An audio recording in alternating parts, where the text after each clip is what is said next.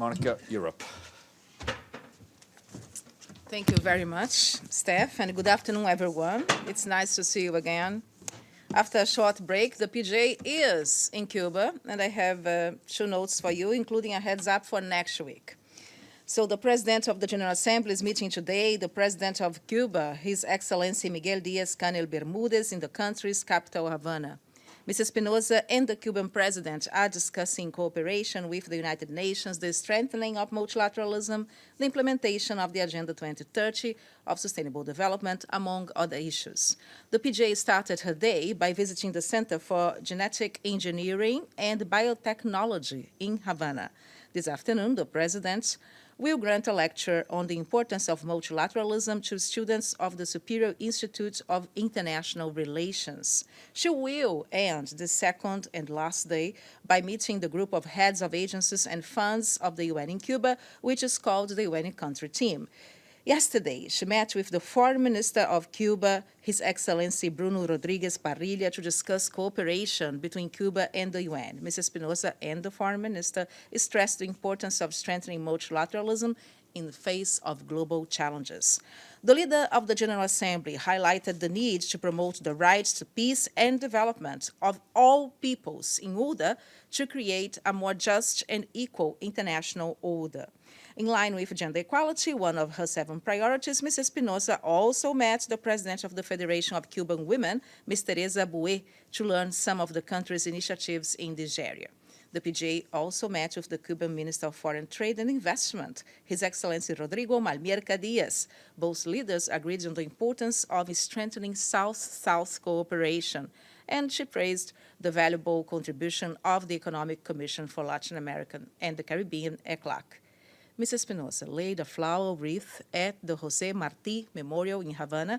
In a tweet yesterday, she said that Martí, a national hero and a poet, remains a source of inspiration to all.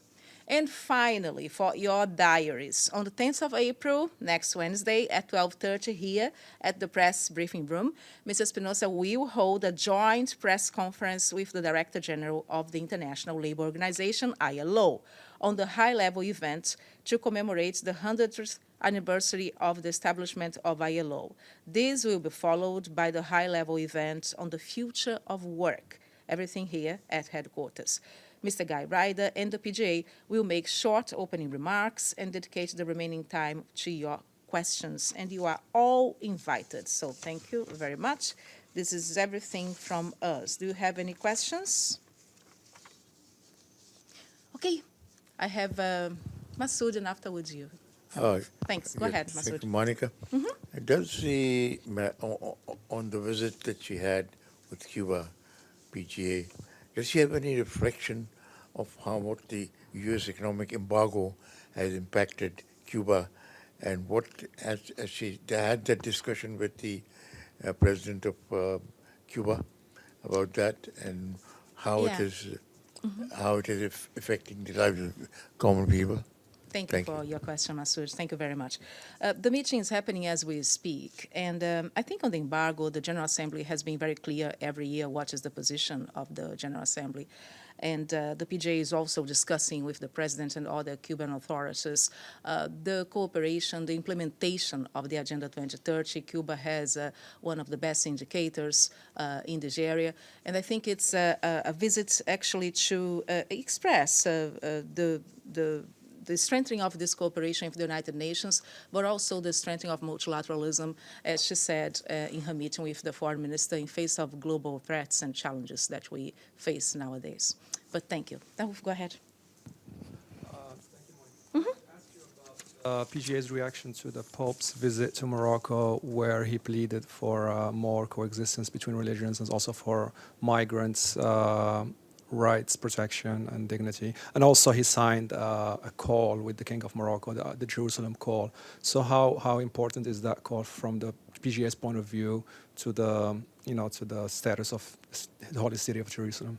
Thank you. Well, the PJ is very pleased to learn on the successful visit of Pope Francis to Morocco. You will remember that she met Pope Francis last year when after she took office. She fully supported the commitments made by Pope Francis and the Moroccan government in promoting the peace agenda.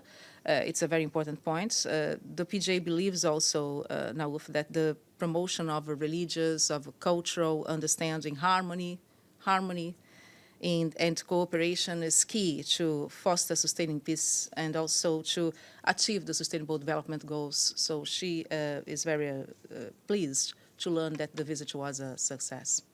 Thank you. And yeah? On the Jerusalem call that the Pope signed with the King of Morocco, like to preserve the holy city of Jerusalem, that it's as a city for all religions and faiths. Do you have? I think that the most important points for the PJ is that the Pope has concluded his visit in a successful manner. She believes, when you talk about the city of Jerusalem and the important religions represented there, she believes that the promotion of religious, of cultural understanding, harmony, and cooperation is a point that is crucial for sustaining the peace agenda, but also for achieving the Sustainable Development Goals. But any other questions this afternoon? No? It is nice to see you again after all these days. The PJ will be back from Cuba tomorrow and here in the office on Monday. Okay? I see you on Monday and have a wonderful weekend. Thanks. Bye.